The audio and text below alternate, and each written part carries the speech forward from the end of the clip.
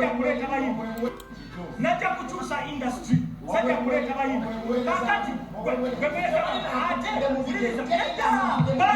banji kupi blind Levixone banji zenakyusa industry buli artist kola bali mukuba kati ali mu template yaffe ali mu template yaffe ali mu template yaffe konsati okwata omuzindaalo ng'otana kapombinga bagambe bannange industry neswadde nnyo wa muntu omu Exodus kakati soko nzongere nkubuuza ekibuuzo kati nze watoka mu kamera sigala watoka mu kamera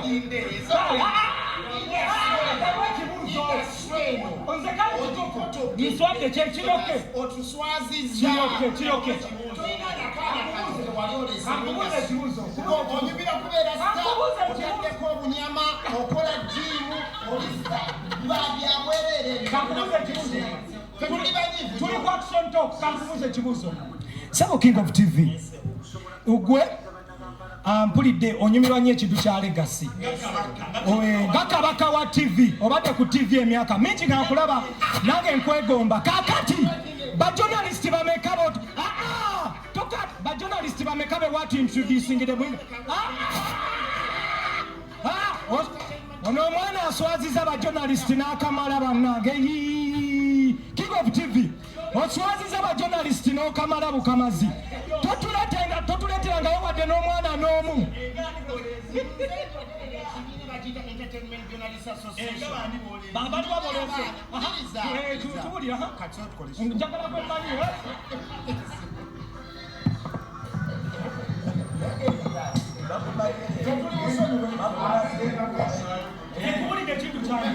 I didn't come to bring artists. I came to inspire the industry, to change the face of the industry. yayimba kuba emyezi ebiri n'agwamu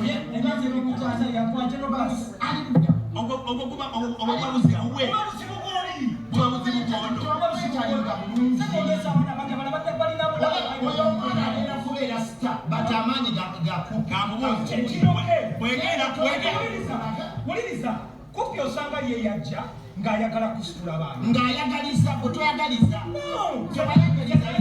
zenajja kukyusa industry era buli artist gwolaba essaawa eno ali ku template yaffe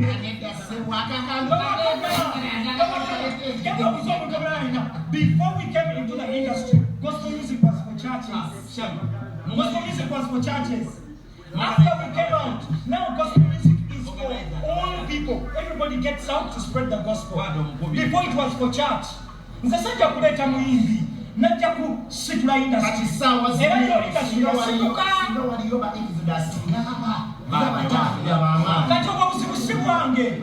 Me I inspire the generation. My job, my duty was to inspire generation. Obuzibu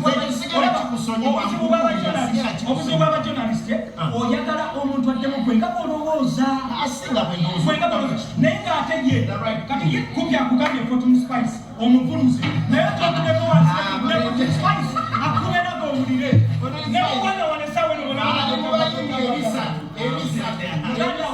muganda ali mu 12 abasooka oli journalist